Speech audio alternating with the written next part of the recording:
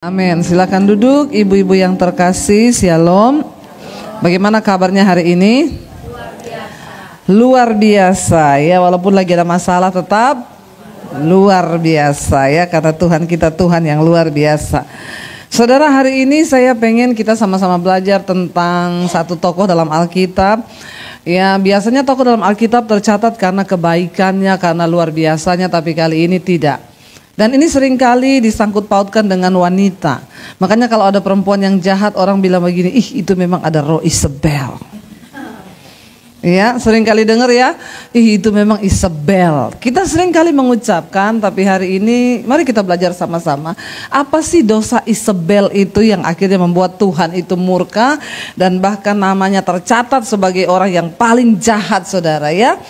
Mari kita buka bersama Wahyu 2. Ayat 20 sampai ayat yang ke-22 dulu. Wahyu 2 ayat yang ke-20 sampai ayat yang ke-22 kita akan baca sama-sama. Di situ ada Tuhan, ada firman Tuhan yang menceritakan tentang bagaimana Tuhan itu murka ya kepada Isabel. Mari kita baca sama-sama 1 2 3. Tetapi aku mencela engkau karena engkau membiarkan wanita Isabel yang menyebut dirinya nabiya mengajar dan menyesatkan hamba-hambaku supaya berbuat zina dan makan persembahan-persembahan berhala. Dan aku telah memberikan dia waktu untuk bertobat, tetapi dia tidak mau bertobat dari zinahnya. Lihatlah, aku akan melemparkan dia ke atas ranjang orang sakit, dan mereka yang berbuat zinah dengan dia akan kulemparkan ke dalam kesukaran besar jika mereka tidak bertobat dari perbuatan perempuan itu. Saudara, salah satu yang Tuhan murkai dari Isabel ini, kita tahu Isabel ini adalah permasyuri dari Raja Ahab ya. Ketika Ahab menikah dengan Isabel, maka disitulah awal kegoncangan dari kerajaan Israel, saudara. Kenapa? Karena Isabel ini dosanya yang pertama adalah dia itu sangat membenci Allah. Ya, Isabel itu sangat membenci Tuhan, dan otomatis kalau orang membenci Tuhan, orang itu membenci kebenaran. Amin. Nah, apa dosa Isabel yang sangat membuat Tuhan murka? Yang pertama, dia itu membenci kebenaran. Saudara, seringkali kita ini ke gereja, kita ini seringkali beribadah. Tapi berapa banyak di antara kita yang sungguh-sungguh hidupnya mencintai kebenaran? Ada hal-hal di hidup ini yang harus kita putuskan antara kita mau ikuti jalan Tuhan atau mau mengikuti keinginan kita. Banyak orang konseling sama saya, Bu Debbie, suami saya selingkuh, Bu.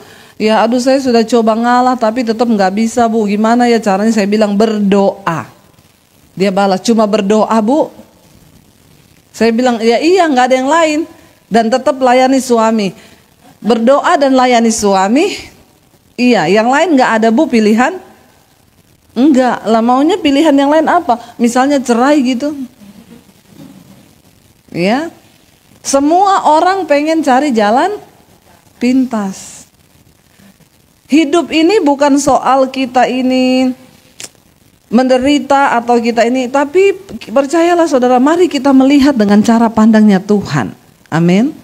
Bahwa di balik setiap penderitaan itu pasti ada hikmah yang Tuhan mau beri. Karena kan kita ini, jadi orang itu gini ya, dia menikah nih.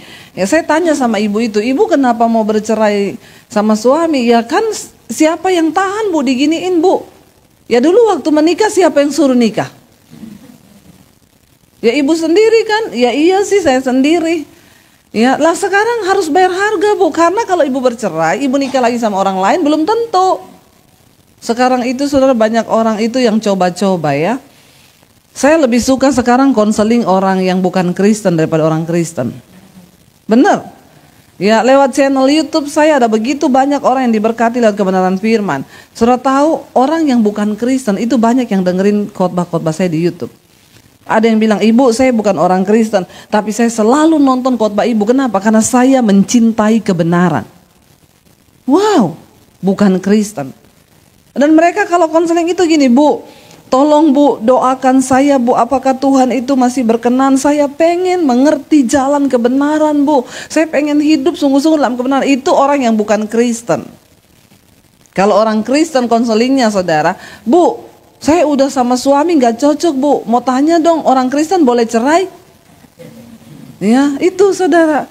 Ya saya bilang gak boleh bercerai orang Kristen. Kok Ahok boleh? Saya bilang kamu mau jadi seperti Yesus atau mau jadi seperti Ahok? Amin. Ya, kenapa Tuhan membenci Isabel dan dia murka? Nanti kita lihat bagaimana cara matinya Isabel itu menggenaskan sekali. Yang pertama karena dia membenci Tuhan, dia membenci kebenaran. Saudara, kita punya pilihan setiap hari ketika kita menghadapi persoalan dalam rumah tangga. Kita bisa memilih untuk mengasihi suami atau kita bisa memilih membenci dan meninggalkannya. Pilihan ada di tangan kita. Tapi bagaimana kita ini mencintai kebenaran atau kita mau hidup menurut daging kita sendiri, itulah yang nanti akan kita pertanggungjawabkan di hadapan Tuhan. Semua orang pengen lari. Percayalah saudara, kita tidak punya pilihan selain melakukan kebenaran. Amin. Karena hanya kebenaran yang bisa bikin hidup kita berbahagia. Ya saudara mau coba lari dari sesuatu yang tidak benar, ya dari sesuatu yang benar lalu melakukan yang tidak benar, Anda tidak akan pernah menemukan kebahagiaan di dalam kehidupanmu. Jadi hari ini lebih baik hadapi persoalanmu dan ambil keputusan untuk tetap hidup melakukan kebenaran. Ya, tapi suami saya itu bejat banget Bu, tidak peduli, berdoa. Enggak ada pilihan lain? Enggak. Ya, masa saya nggak bisa tinggalin dia gini. Kemarin tuh saudara ada satu wanita konseling sama saya, Bu. Saya menikah dengan seorang pria yang tidak beriman. Terus dia itu kasar Bu, ya dia pukulin saya gini. Saya mau tanya Bu, kalau saya dipukulin KDRT gitu boleh nggak saya tinggalin dia? Saya bilang gini, ya kalau memang ibu di KDRT ya lari untuk sementara, benar nggak saudara? Ya masa bodoh di situ tinggal dipukulin terus ya bisa mati Bu. Ya berarti bisa tinggalin sementara dulu, pergi ke rumah orang tuamu atau gimana. Ini dia konseling kan begitu saudara ya. Jadi udah selesai. Besokannya ada seorang bapak konseling sama saya, Bu, iya istri saya itu sudah bertahun-tahun tidak melayani saya. Terus ya saya selama ini bergumul berdoa supaya Tuhan itu memberikan saya jalan keluar. Terus waktu saya lagi berdoa dan bergumul, Tuhan kirim perempuan lain. Haleluya ya saudara ya. Orang Kristen itu suka bikin jalan sendiri. Ya ngeri loh. Terus saya bilang Pak, ya jadi Bu saya mau tanya, kalau saya hidup sama perempuan itu karena saya rasanya lebih cocok sama perempuan ini yang Tuhan kirim. Pret. Ya. Terus Pak, jadi saya mau tanya Bu, bisa kan saya menikah sama dia? Dia kasih ayat-ayat firman Tuhan. Daud punya istri banyak, Salomo punya istri banyak. Masa saya nggak boleh? Terus saya bilang gini, nggak boleh Pak, apapun alasannya. Tapi perempuan itu senasib sama saya Bu. Dia sudah tidak dipedulikan oleh suaminya. Jadi kami sama-sama cocok. Terus saya bilang tetap nggak boleh. Tapi 2 hari yang lalu ada perempuan konseling sama ibu. Dan dia bilang dia di KDRT suaminya. Dan ibu bilang dia boleh pergi meninggalkan suaminya. Kan itu ibu yang bilang. Ini orang 2 kalau di depan saya baptis ulang saudara. Ya saya rendam agak lama 15 menit gitu ya. Biar dia buka mata langsung di rumah Bapak di sorga. Saya bilang oh jadi saya tuh dijebak. Ceritanya kamu tuh perempuan itu konseling sama saya, dia menjebak saya. Pak, dia nggak cerita kalau dia punya laki-laki lain. Kalau dia cerita dia punya laki-laki lain, saya bilang nggak boleh. Biar lu di KDRT, biar sampai bengkak-bengkak, terima aja.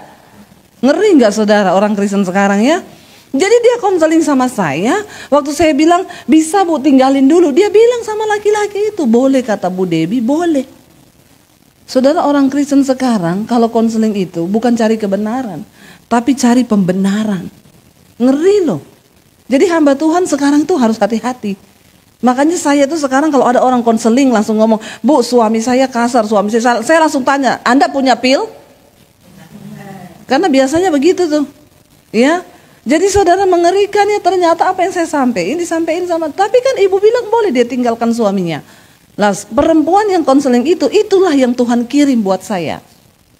Aduh saudara ya. Yang begini-begini ini yang namanya roh Isabel ini. Dia tahu kebenaran, tapi dia tidak mau melakukan kebenaran. Dia nggak cari kebenaran, dia cari pembenaran. Makanya saya bilang saya malas konseling orang Kristen. Lebih baik konseling orang yang bukan Kristen, yang sama sekali belum tahu kebenaran. Dan mereka bilang, ibu saya pengen ibu untuk hidup dalam kebenaran. Kasih tahu saya apa itu jalan kebenarannya Tuhan. Mari kita bertobat saudara. Jangan sampai kita ini punya roh Isabel. Apa itu roh Isabel? Roh yang tidak mencintai kebenaran. Karena dia tidak mencintai kebenaran, dia membunuh semua hamba-hamba Tuhan. Dia bunuh nabi-nabi Allah, saudara. Ini perempuan memang rohnya luar biasa. Kenapa? Karena dia benci sama kebenaran. Dia bunuh semua hamba-hamba Tuhan, nabi-nabi Allah. Dia bunuh, saudara. Hati-hati dari sikap kita. Mungkin kita tidak sadari, kita tidak membunuh secara fisik. Tapi seringkali kita membunuh secara mental. Ketika orang mau melakukan kebenaran, ya, dan kita ini memberi contoh yang tidak benar, saudara, mari kita belajar sungguh-sungguh hidup dan berkata, Rasul Paulus bilang begini, yang aku inginkan adalah berada di dalam Kristus, bukan dengan kebenaranku sendiri, tapi dengan kebenaran Kristus. Karena ngeri sekarang banyak orang Kristen, tapi mereka tidak hidup menurut jalan kebenarannya Tuhan, tapi mereka bikin jalan kebenaran mereka sendiri. Bertobatlah, ini roh Isabel yang pertama. Roh yang tidak mencintai kebenaran, bahkan membenci kebenaran. Yang kedua, di sana dengan jelas firman Tuhan berkata, dia adalah Isabel itu wanita yang hidup penuh dengan roh zina. Ibu-ibu yang terkasih, ya, hari-hari ini kita melihat, ya, dan dosa yang paling luar biasa bekerja itu dosa persinahan. Sekarang itu banyak rumah tangga yang hancur. Kenapa? Semua karena persinahan. Kita sebagai seorang wanita, kita harus sungguh-sungguh berdoa. Mari kita hidup dalam kekudusan. Terutama tolong perhatikan cara kita berpakaian. Amin. Sebagai wanita yang punya Kristus dalam hidup kita, perhatikan, apalagi kita sebagai wanita yang sudah bersuami. Ya, nggak usah pakai yang kebuka-kebuka. Amin. Ya. Udah pahanya kebuka, ya, atasnya kebuka, semua kebuka. Alkitab tuh berkata, ya, kalau ada laki-laki melihat kita lalu dia menginginkan kita dalam hatinya, dia sudah berzina dalam hatinya. Pertanyaannya, kenapa ada laki-laki melihat perempuan lalu dia timbul roh zina? Berarti perempuan ini membawa roh zina. Ya, Isabel itu ditegur Tuhan, kenapa? Karena Alkitab berkata, ya, tetapi aku mencela engkau. Tadi Wahyu 2 ayat 20. Tetapi aku mencela engkau karena engkau membiarkan wanita Isabel yang menyebut dirinya nabiah menyesatkan hamba-hambaku berbuat, ya, supaya mereka berbuat zina. Hamba-hamba Tuhan disesatkan supaya berbuat zina. Ngeri nggak, saudara? Ya, pendeta jatuh dalam persinahan banyak, ya. Makanya tolong ibu-ibu, Anda juga sebagai jemaat jangan bikin pendeta jatuh dalam persinahan. Amin. Ya, terutama kita ibu-ibu sebagai wanita yang terhormat, kita ini punya suami, kita membawa nama Kristus, berpakaianlah dengan cara yang terhormat. Amin. Karena orang akan melihat dirimu itu dari cara berpakaianmu. Nggak usah yang kebuka-buka, udah dibawa kebuka, di atas kebuka. Makanya kuntilanak bilang, saya sama orang Kristen lebih kudus saya. Baju saya panjang sampai di bawah, bolongannya cuma satu di belakang. Orang Kristen zaman now udah bajunya pendek, bolong di mana-mana. Jadi kata kuntilanak, Eke bingung, yang setan Eke apa ye? Sampai kuntilanak sudah tidak muncul sekarang. Kenapa? Ya, yang begini-begini nih, saudara, kan belum yang namanya pelakor. Ya, di mana-mana itu, saudara. Aduh, kita berdoa, ya, saudara, sebagai wanita Kristen kita harus menjadi teladan buat anak-anak kita. Coba nggak usah muluk-muluk bicara tentang zina, dari cara kita berpakaian. Tanpa kita sadari ternyata roh Isabel ini masuk ke dalam gereja. Ya, bukan cuma hal dalam membunuh atau apa, enggak. Roh persinahan itu kuat sekali dalam diri Isabel. Makanya Tuhan mengutuk Isabel ini, saudara. Ya, saya berdoa supaya kita ini menyadari, Alkitab berkata, tidak tahukah engkau bahwa tubuhmu itu adalah bait Allah, bait Roh Kudus. Amin, saudara. Ya, bukan yang untuk kita pertontonkan. Ya, bolehlah ibu-ibu nge-gym, jaga kesehatan, boleh. Tapi bukan untuk dipertontonkan, itu anggota tubuhmu. Amin. Kita berdoa supaya lihat hidup kita sebagai wanita terhormat.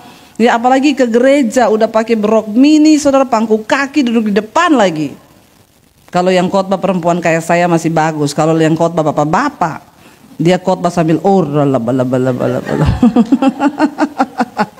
Ya, kata bapaknya, ini pencobaan di depan mata. Jangan saudara, ya kita berdoa yuk sekarang. Kenapa Tuhan murka dengan Isabel? Saya berdoa buat semua wanita Kristen hari-hari ini. Kita harus mengajari kepada anak-anak kita bagaimana cara mereka beretika dalam kekristenan. Cara kita berpakaian. Wanita yang elegan itu dinilai dari bagaimana cara dia berpakaian, saudara. Ya, saya itu sedih melihat sekarang itu di mall ibu-ibu ya. Aduh saudara ya, udah pakai celana pendek segini saudara, udah kelihatan kemana-mana, pakai kalung salib lagi. Bikin malu nggak itu ya? Rasanya kalau ada kolam di situ mau saya baptis ulang. Kita rendam agak lama. Berapa? 15 menit. Supaya dia buka mata langsung di rumah Bapa di sorga. Jadi saudara ya, kita itu lihat sekarang ini ya, keadaan zaman saudara ya, ya banyak hal yang berubah. Boleh ikuti tren tapi tetap jaga kekudusan. Amin. Ya, janganlah berpakaian yang tidak pantas. Bahkan kalau kita lihat ada teman kita yang seperti itu, mari kita tegur dia. Kenapa? Laki-laki di luar sana, menurut survei loh kesehatan, setiap 3 menit laki-laki itu pikirannya seks. Saudara bisa bayangkan, setiap 3 menit ya. Ada laki-laki di sini. Ya. Ya. Jadi saudara bisa bayangkan ya, bagaimana kita ini berdoa untuk menjaga para laki-laki itu ya, supaya ya kita lah para wanita ingat aja baik-baik. Yesus berkata ya, kalau ada laki-laki melihat perempuan lalu dia tertarik, lalu dia jatuh dalam hatinya, itu dia sudah berzina. Saya berdoa supaya kita menjadi wanita-wanita tidak membawa roh Isabel, roh sinah dari cara kita berpakaian. Karena sekarang yang namanya perselingkuhan itu bukan hanya terjadi di kalangan suami-suami, tapi ibu-ibu juga banyak sekarang yang jatuh dalam perselingkuhan dan kenajisan. Mari kita berhenti saudara, kita buang semuanya itu supaya hidup kita ini dimerdekakan. Yang ketiga saudara, dosa apa yang sangat dibenci oleh Tuhan dalam diri Isabel ini? Ya, Isabel ini mempengaruhi suaminya untuk ikut melakukan yang jahat. Saudara, kita ini ditempatkan sebagai penolong di samping suami. Jadi saya mau bilang, semua kita para wanita di sini sebenarnya kita punya kekuatan untuk mempengaruhi suami. Katakan amin. Ya, kita punya itu. Wanita itu sebenarnya diciptakan Tuhan luar biasa. Kenapa Tuhan berkata, aku menempatkan di sampingmu seorang penolong? Ya, kenapa kita dikatakan penolong? Karena memang kita ini lebih kuat daripada laki-laki. Maaf ya laki-laki yang ada di sini. Ya, laki-laki itu terlihat perkasa tapi sesungguhnya mereka lemah. Kenapa Tuhan tempatkan wanita di sampingnya untuk menjadi penolong? Karena kita ini sebenarnya lebih kuat. Dan dengar baik-baik setiap wanita yang ada di sini, kita ini diberikan kuasa untuk bisa mempengaruhi suami kita. Tapi mempengaruhi ke arah yang mana? Ya, dari awal pertama kali Tuhan tempatkan wanita di samping Adam. Tuhan bilang, Adam, tidak baik kalau engkau seorang diri. Aku tempatkan seorang penolong di sampingmu. Lalu Adam berkata, terima kasih Tuhan. Waktu dia bangun, dia lihat ada wanita di sampingnya. Dia bilang, wow, inilah tulang dari tulangku, daging dari dagingku. Waktu Hawa bujuk dia berdosa, lihat, pertama kali jatuh saja Adam itu digoda oleh Hawa. Ya, Hawa digoda oleh iblis pada waktu itu. Lalu Hawa memakai kuasa yang Tuhan berikan kepadanya. Kuasa untuk mempengaruhi laki-laki itu dipakai oleh Hawa untuk hal yang berbau dosa. Makanya kita ini seringkali dikatakan itu wanita penggoda. Kayaknya jarang pria penggoda. Ya, karena yang bisa menggoda itu memang perempuan. Kita punya kuasa untuk menggoda laki-laki. Ya, lalu ketika akhirnya Hawa membujuk Adam untuk memakan buah itu, lalu Tuhan datang. Ya, Tuhan tanya, Adam, apa yang engkau lakukan? Tadi Adam berkata, inilah tulang dari tulangku. Begitu Tuhan datang dan bertanya, apa yang sudah engkau lakukan? Adam bilang apa? Perempuan yang kau tempatkan di sampingku ini loh. Dia nggak ngomong lagi inilah daging dari dagingku. Ya, dia ngomong apa? Perempuan yang engkau taruh di sampingku ini yang bikin saya berdosa. Lihat, dari pertama kali kejatuhan manusia itu karena kita punya kuasa untuk mempengaruhi laki-laki. Isabel adalah seorang wanita, rajanya itu, suaminya itu raja Ahab yang harusnya memerintah bangsa. Kenapa bangsa itu bisa jatuh? Karena sebenarnya suaminya itu cuma boneka. Tapi Isabel lah yang memerintah, yang melakukan semua keputusan di atas bangsa itu, saudara. Dan semua keputusannya jahat karena dia tidak mencintai kebenaran. Dia pengaruhin suaminya. Ibu-ibu, kalau suami lagi berselisih paham dengan keluarganya atau apa, lalu dia mungkin cerita, saya tuh tadi males sih sama koko saya tuh, dia telepon gini. Kita sebagai seorang wanita, ya tolong pengaruhi dia. Tuhan bilang lepaskan pengampunan. Ya, coba berpikir dengan kepala yang dingin, pasti semua ada hikmahnya. Jangan suami pulang, males banget, tadi si Cici telepon ini, makanya itu kan keluargamu kan. Ya, ikutin terus itu apa yang keluargamu ngomong, ikutin. Ini loh orang Kristen yang punya roh Isabel ini. Amin ibu-ibu. Ya, coba kasih dia, kita ini wanita ditempatkan di samping pria menjadi penolong. Makanya istri harus kuat di dalam firman. Amin. Kita ini harus kuat di dalam firman. Kenapa? Kita ini penolong dalam sebuah rumah tangga. Kuat atau tidaknya rumah tangga pernikahan itu ada di tangan istri sebenarnya. Kenapa? Karena kita pendoa, kita penolong. Suami itu hanya bisa mengikuti kalau kita punya kekuatan untuk mempengaruhi. Pakailah kuasa yang sudah Tuhan berikan itu untuk mempengaruhi suami kita melakukan kebenaran. Amin. Ya, kalau kita ajak dia berdoa, ayo Pak berdoa yuk, kamu aja yang berdoa. Ya udah nggak apa-apa, ambil alih dulu, dia belum bisa menjadi imam. Ngantuk nih, pegang tangannya dia. Ayo kita berdoa dalam nama Yesus Tuhan. Ya, satu saat itu Tuhan itu pasti melihat, dan apa yang kita lakukan yang kebaikan itu pasti akan transfer kepada dia, saudara.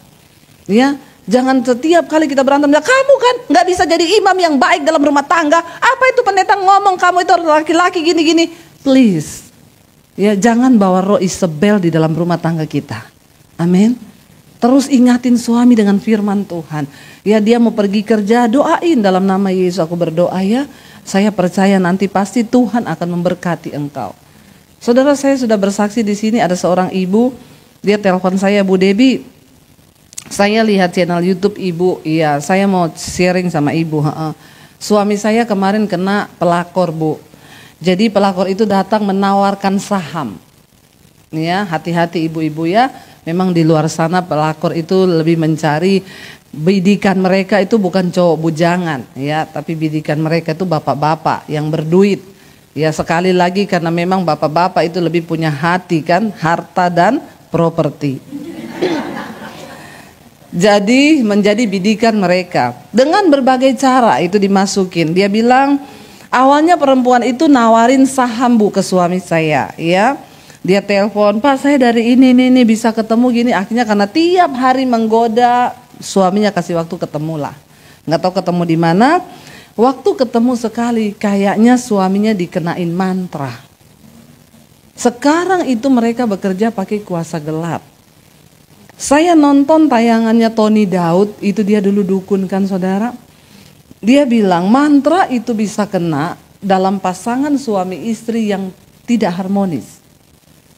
Ya, jadi jaga rumah tangga kita tetap harmonis. Kenapa Yesus berkata jangan tidur sebelum padam amarahmu? Sebelum matahari terbenam engkau harus bereskan amarahmu. Karena mantra kuasa gelap itu bekerja di waktu malam. Jadi engkau harus tidur dalam keadaan jiwa yang bersih, lepaskan semua pengampunan, jangan bawa amarah di tempat tidurmu. Ya, jaga keharmonisan rumah tangga kita karena setan bekerja waktu kita buka celah. Itu cepat sekali masuk. Lalu Tony Daud itu bilang mantra bekerja 7 tahun. Begitu masuk ke salah satu suami itu 7 tahun baru bisa lepas. Kecuali ada pengecualian, istri tetap melepaskan pengampunan dan mau berdoa supaya mantra itu lepas dari suaminya. Tapi saya yakin kalau udah kena begini, jarang, hanya bisa dihitung dengan jari istri yang masih mau tetap berdoa. Kebanyakan kita kalah dengan kedagingan kita, ya seperti Isabel tadi memilih untuk, ya biarin aja lah, lu mau sama itu perempuan, ya pergi aja lu sana. Ya, siapa yang mau berdoa? Ataupun kita tetap terima karena dia punya duit, kita nggak bisa apa-apa, tapi di hati kita pahit, Tuhan cabut saja nyawanya dia. Nah, itu bahaya. Ya. Lalu saudara, ibu itu cerita sama saya, Bu, kayaknya dia kena guna-guna atau mantra, saya nggak tahu. Uangnya udah habis miliar buat itu perempuan. Dan itu perempuan nggak lebih cantik dari istrinya. Lalu saya bilang tetap berdoa, Bu. Iya, saya tetap berdoa, Bu. Ya, untung istrinya ini kuat saudara di dalam doa. Saya tetap berdoa buat suami saya. Tiap jam 2 malam dia bangun berdoa buat suami. Jam 2 malam dia bangun, dia bersyafaat, dia basah roh buat suaminya. Segala mantra-mantra itu aku putuskan dalam nama Yesus. Waktu dia berdoa, saudara, suaminya udah jarang pulang. Ya. Dan orang kalau kena mantra itu, saya hari-hari ini konseling banyak sekali orang, lupa istri, lupa anak. Benar-benar udah kayak semua yang konseling sama saya, Bu, suami saya berubah, saya yang kayak gak kenal dia, udah kayak orang lain. Itu tanda-tanda suami yang kena mantra. Kayak lupa ingatan, gak ingat istri, gak ingat anak, gak ingat pulang. Dan kalau ditegur istri makin marah, dia makin marah. Semakin istrinya marah sama suami, mantra itu semakin masuk. Itu cara kerjanya setan. Karena setan bekerja itu butuh nutrisi. Nutrisinya apa? Kepahitan, sakit hati, kebencian. Makanya Yesus bilang kita harus beres. Amin. Supaya nggak ada tempat buat setan dalam hidup kita. Lalu dia berdoa terus, dia berdoa saudara. Makin suaminya nggak pulang, dia makin terus berdoa. Satu kali dia telepon saya, Bu, saya tiap malam berdoakan jam 2 malam buat dia. Tapi saya bingung, Bu, akhir-akhir ini itu rumah saya didatangi pocong. Pocongan keliling-keliling di taman rumah saya. Jadi rumahnya itu yang bagian bawah itu kaca, semua di luar itu taman. Bukan cuma dia yang lihat, sopir, pembantu lihat pocongan saudara, lompat-lompat. Saya bilang, Ibu nggak usah takut, itu cuma setan biasa-biasa itu yang kayak begitu. Setan yang paling menakutkan tuh kebencian, iri hati, dengki, itu setan yang pangkatnya jenderal. Kalau cuma pocongan kuntilanak lewat tuh mah kerucuk-kerucuknya nggak ada apa-apanya, nggak usah takut. Iya Bu, saya memberanikan diri. Dia doa terus, satu kali dia WA saya, Bu, pocongannya masuk rumah. Ya, ini benar-benar loh saudara, ya, yang benar-benar kisah yang saya tangani gitu ya. Pocongannya masuk rumah, jangan takut Bu. Iya. Berikutnya lagi, Bu, pocongannya naik ke kamar saya. Ya. Tapi dia udah bilang, ya itu saya selalu bilang, itu bukan setan yang sesungguhnya, jangan takut, itu iblis cuma menakut-nakuti.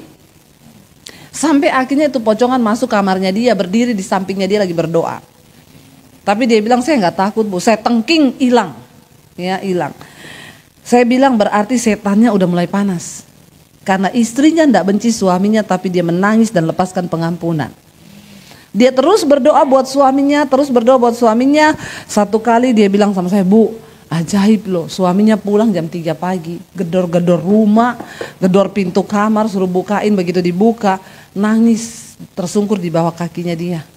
Dia ngomong, sayang, aku tahu kamu berdoa buat aku, say, thank you kamu berdoa buat aku.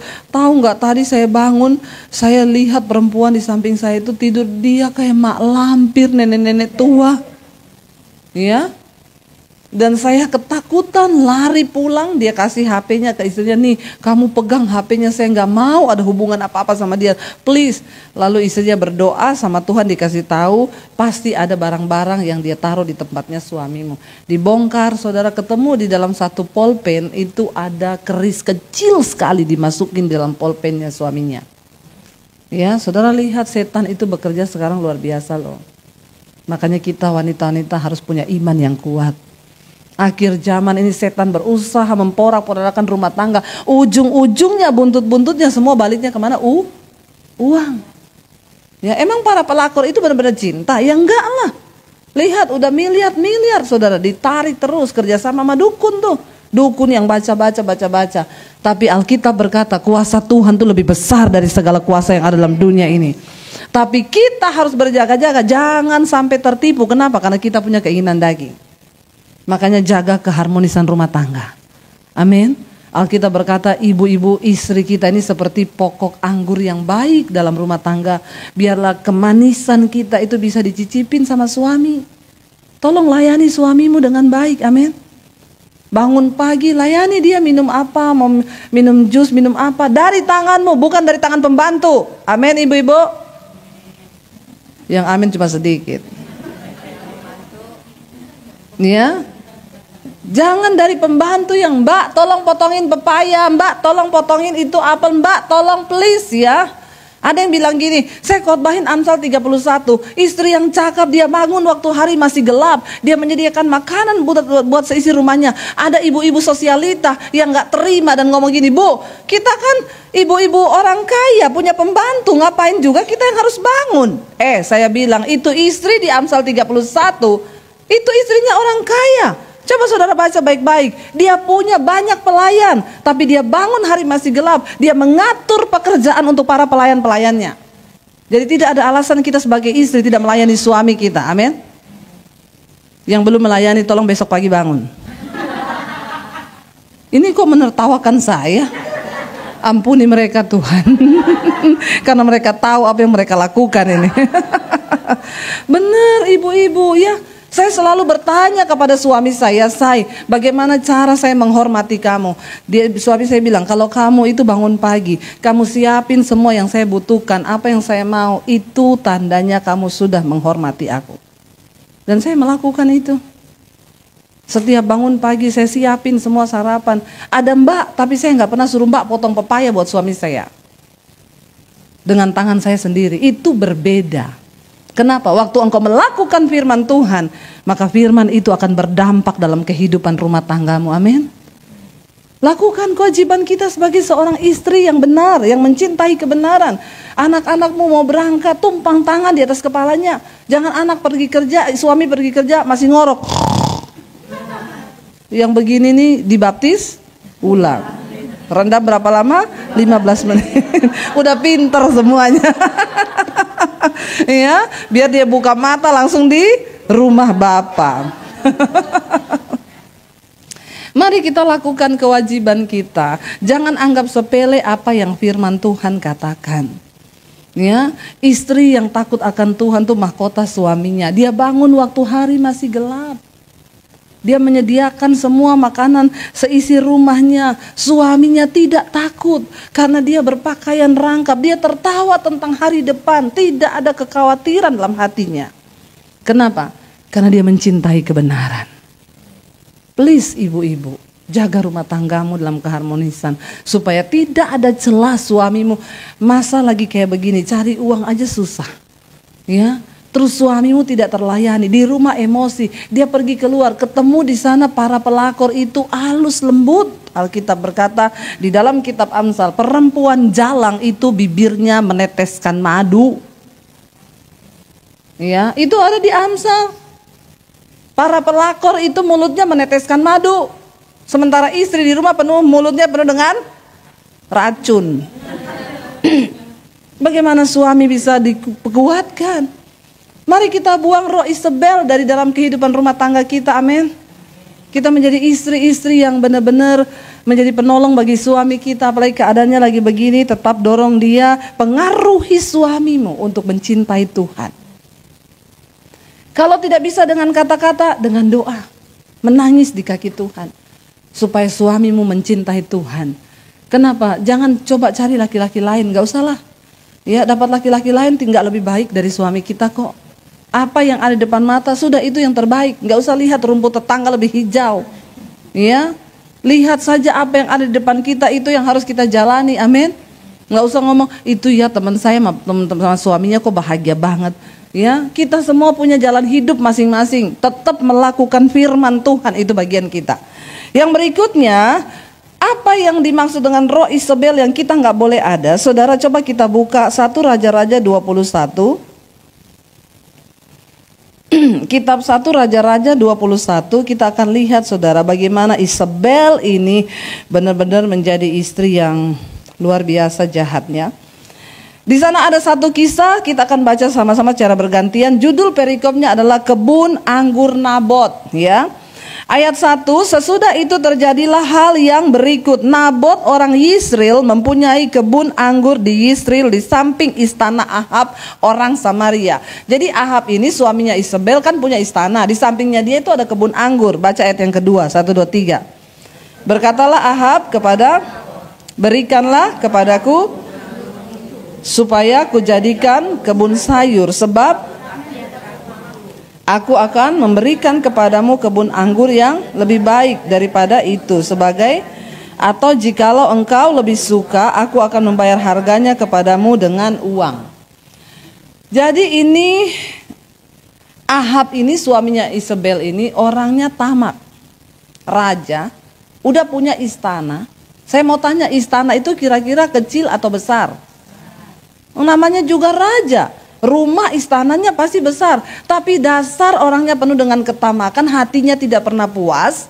Dia pengen lihat di samping istananya itu ada kebunnya Nabot di situ, saudara, yang ditanami anggur.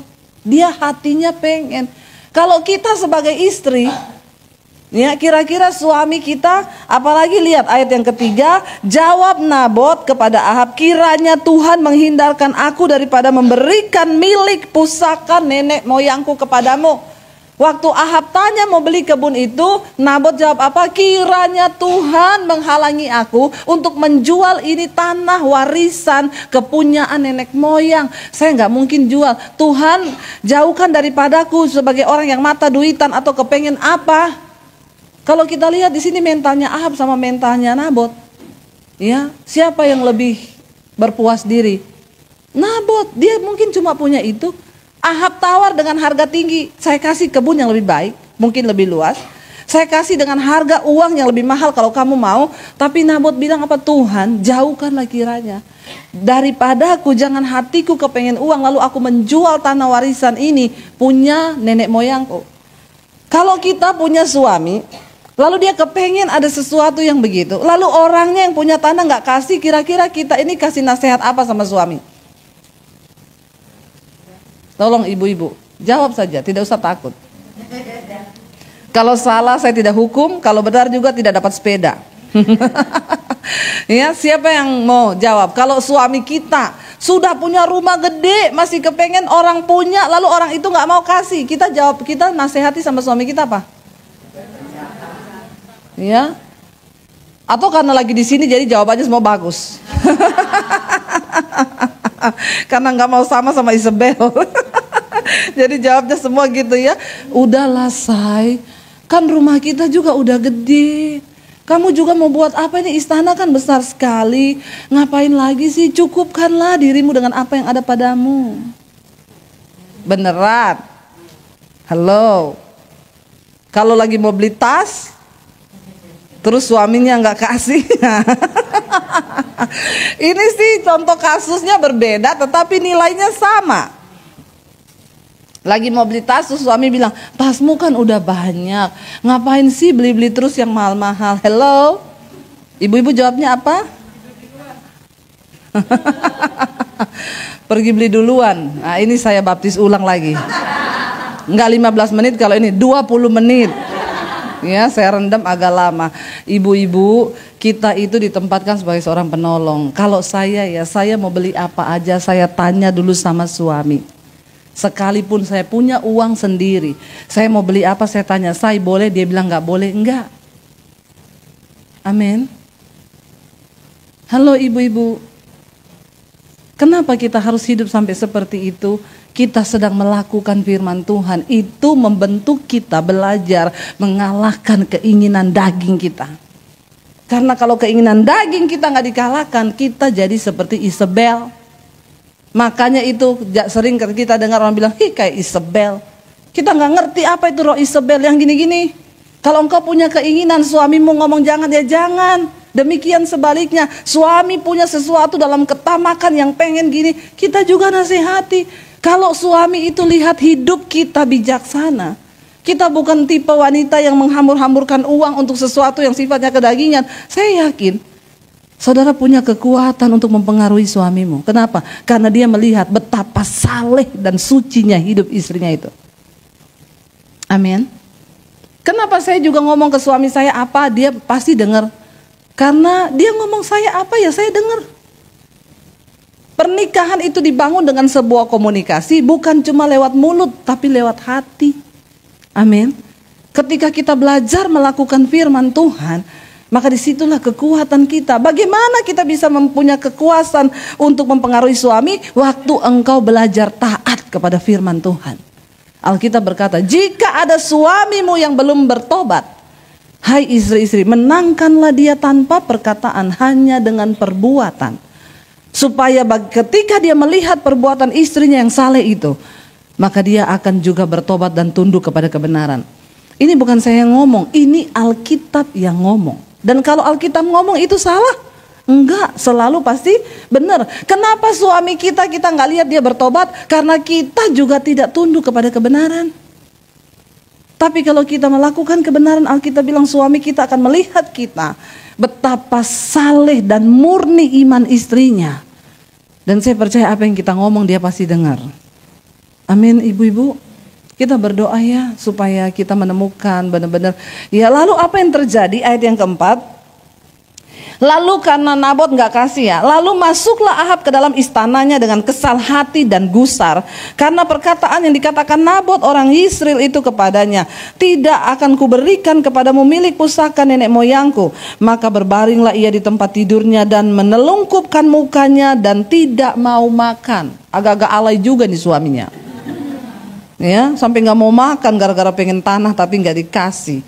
Ya, ayat yang ke-6, ayat yang ke-5 baca sama-sama.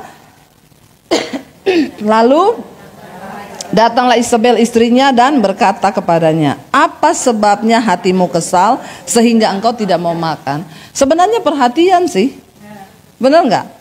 Masih bagus sih Isabel ini perhatian. Ada istri yang walaupun suaminya udah puyeng, pusing apa, nggak mau tahu dan tidak mau tahu. Kayaknya lagi puyeng, biarin aja, syukur. Ya, siapa suruh uang bulanan nggak lancar. Bertobat ya ibu-ibu. Ya, dia datang loh, dia lihat suaminya lagi puyeng, lagi galau. Kenapa? Dia bilang, apa yang bikin kamu galau? Ayat yang ke-6.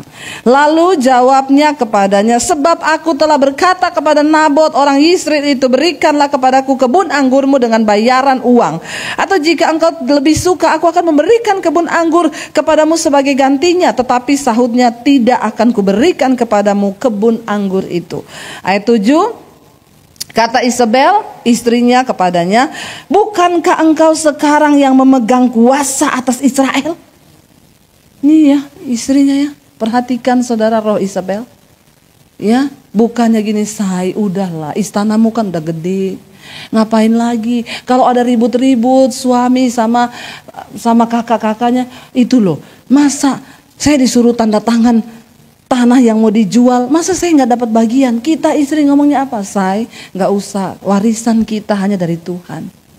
Saya melakukan itu kepada suami saya, tanda tangan aja, nggak usah kepengen apa-apa. Waktu kita merelakan segalanya, maka Tuhan akan mewarisi sesuatu yang nilainya sampai pada kekekalan. Amin. Ya, kalau Isabel yang di sampingnya, jangan mau tanda tangan. Enak aja, lu minta dulu bagianmu dong. Enak saja mau tanda tangan, please deh saudara. Ya, please deh. Ya, orang yang hidup dalam kebenaran itu tidak akan pernah melihat kerugian. Lepaskan sesuatu yang benar. Ini Isabel ngomong apa? Waktu suaminya ngomong gitu, kata-katanya ini benar. Bagaikan pedang yang langsung menusuk kepada jiwa. Dia bangkitkan amarahnya suaminya. Kata Isabel istrinya kepadanya, bukankah engkau sekarang yang memegang kuasa atas Israel? Bangunlah, makanlah, dan biarlah hatimu gembira. Aku akan memberikan kebun anggur Nabot orang Yisrael itu. Lihat ya, ini istri yang jahat sekali. Nggak tahu dia punya rencana apa. Lalu Alkitab berkata, ayat yang ke-8, kemudian ia menulis surat atas nama Ahab. Konon ini Isabel, dia bikin stempel sendiri yang suaminya nggak tahu. Jadi semua keputusan yang dilakukan oleh anak buah suaminya itu dia yang tulis, tapi dia stempel atas namanya suaminya. Sudah sangat melanggar, saudara ya. Kemudian ia menulis surat atas nama Ahab, memateraikannya dengan materai raja, lalu mengirim surat itu kepada tua-tua dan pemuka-pemuka yang diam sekota dengan Nabot. Dalam surat itu ditulisnya demikian, maklumkanlah puasa dan suruhlah Nabot duduk paling depan di antara rakyat. Suruh jugalah 2 orang dursila duduk menghadapinya, dan mereka harus naik saksi terhadap dia dengan mengatakan, engkau telah mengutuk Allah dan raja. Sesudah itu dibawalah dia keluar dan dilemparilah dia dengan batu sampai mati.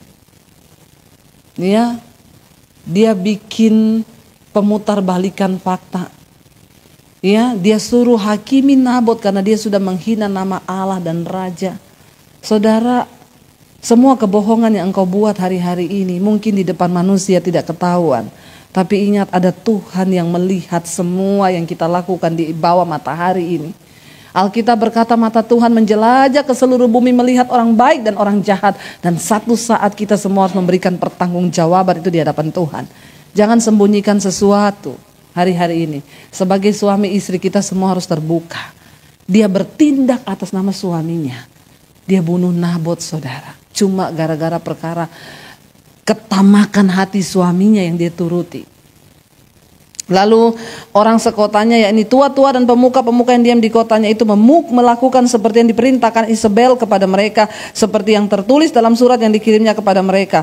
Mereka memaklumkan puasa dan menyuruh Nabot duduk paling depan di antara rakyat. Kemudian datanglah 2 orang, yakni orang-orang dursila itu, lalu duduk menghadap Nabot. Orang dursila itu naik saksi terhadap Nabot di depan rakyat, katanya, Nabot telah mengutuk Allah dan raja. Sesudah itu mereka membawa dia keluar kota lalu melempari dia dengan batu sampai mati. Setelah itu mereka menyuruh orang kepada Isabel mengatakan Nabot sudah dilempari sampai mati. Segera sesudah Isabel mendengar bahwa Nabot sudah dilempari sampai mati, berkatalah Isabel kepada Ahab, bangunlah, ambillah kebun anggur Nabot. Jahatnya minta ampun, saudara. Orang Yisrael itu menjadi milikmu karena Nabot yang menolak memberikannya kepadamu dengan membayar uang sudah tidak hidup lagi, ia sudah mati. Ya, ayat 16, segera sesudah Ahab mendengar bahwa Nabot sudah mati, ia bangun dan pergi ke kebun anggur Nabot orang Yisrael itu untuk mengambil kebun itu menjadi miliknya. Tetapi datanglah firman Tuhan kepada Elia orang Tisbe itu. Ya, dikatakan apa bunyinya? Bangunlah, pergilah menemui Ahab raja Israel yang di Samaria. Ia telah pergi ke kebun anggur Nabot untuk mengambil kebun itu menjadi miliknya. Katakanlah kepadanya, demikian beginilah firman Tuhan. Engkau telah membunuh serta merampas juga. Katakan pula kepadanya, beginilah firman Tuhan, di tempat anjing telah menjilat darah Nabot, di situ jugalah anjing akan menjilat darahmu. Kata Ahab kepada Elia, sekarang engkau mendapat aku, hai musuhku. Jawabnya, memang sekarang aku mendapat engkau karena engkau sudah memperbudak diri dengan melakukan apa yang jahat di mata Tuhan.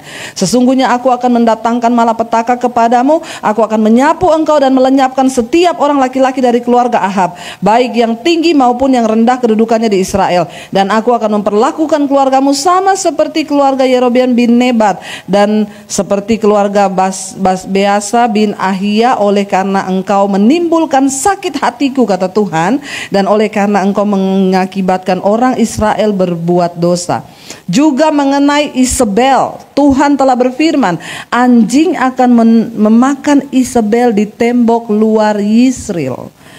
Siapa dari keluarga Ahab yang mati di kota akan dimakan anjing, dan yang mati di padang akan dimakan burung di udara. Sesungguhnya tidak pernah ada orang seperti Ahab yang memperbudak diri dengan melakukan apa yang jahat di mata Tuhan, karena ia telah dibujuk oleh Isabel istrinya.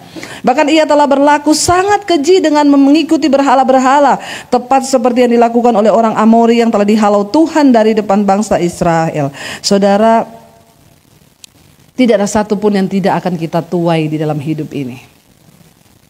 Mari, kenapa? Karena tanah mencatat semua perbuatan hidup kita, dan satu saat kita pasti akan menuai. Ya, jangan bawa sesuatu yang tidak benar dalam rumah tangga kita. Mari sebagai wanita-wanita kita mau berdoa. Tuhan, taruh hanya kebenaran-Mu dalam hidup kami. supaya kami juga membawa pengaruh yang benar itu. Yang terakhir, apa dosa Isabel yang sangat menyakiti hati Tuhan? Kalau kita lihat Wahyu pasal 2 ayat yang ke-22, di sana dikatakan, lihat aku akan melemparkan dia ke atas. Kenapa? Karena dia tidak, ayat yang bertobat, tentang pertobatan di sana dikatakan, mengajar menyesatkan hamba-hambaku, tetapi ia tidak mau bertobat dari sinahnya. Lihatlah aku akan melemparkan dia ke atas ranjang orang sakit, dan mereka yang berbuat zina akan kulemparkan. Kenapa? Karena mereka tidak mau bertobat dari perbuatan-perbuatan perempuan itu. Saudara, selama masih ada waktu, mari kita sungguh-sungguh hidupi kebenaran. Ada orang pun bilang begini, kenapa ya orang baik itu cepat mati, tapi orang jahat tuh enggak mati-mati. Saudara tahu jawabannya kenapa orang jahat gak mati-mati? Di dalam kitab Yesaya Tuhan berkata begini, aku tidak berkenan kepada kematian orang fasik, tetapi aku berkenan kepada pertobatannya. Bagi Tuhan lebih senang menunggu memberikan waktu kepada orang fasik untuk dia bertobat. Karena Tuhan gak suka dengan kematian orang fasik. Tapi kalau sudah terlalu orang fasik itu hatinya tidak tersentuh untuk bertobat, maka Tuhanlah yang akan menjatuhkan murkanya atas orang itu, dan dia tidak mendapat kasih karunia Tuhan lagi. Apa dosa yang tidak diampuni dalam Alkitab? Alkitab berkata cuma ada satu dosa yang tidak terampuni di Alkitab, dosa menghujat Roh Kudus. Apa itu dosa menghujat Roh Kudus? Bukan waktu kita bilang apa itu Roh Kudus, bukan. Menghujat Roh Kudus itu artinya apa? Tiap hari Roh Kudus akan berbicara di dalam hatimu untuk bertobat. Waktu kita melakukan sesuatu yang bertentangan dengan kebenaran, maka Roh Kudus akan menginsiapkan dia bicara, hatimu ndak beres, bertobat. Kita abaikan suara itu, besok kita abaikan suara itu namanya engkau menghujat Roh Kudus. Makanya itu dosa yang tidak terampuni. Karena ketika engkau tidak mau bertobat, hatimu dikeraskan dan tidak mau mendengar suara Roh Kudus, engkau sedang menimbun murka Allah atas dirimu. Dan itulah dosa yang tidak terampuni. Saya berdoa supaya kita semua para wanita Tuhan hari ini, kita mau sungguh-sungguh mengejar kebenaran dan perkenanan Tuhan dalam hidup kita. Amin. Buang semua dosa Isabel dari hidup kita supaya kita berkenan. Kita bangkit berdiri bersama.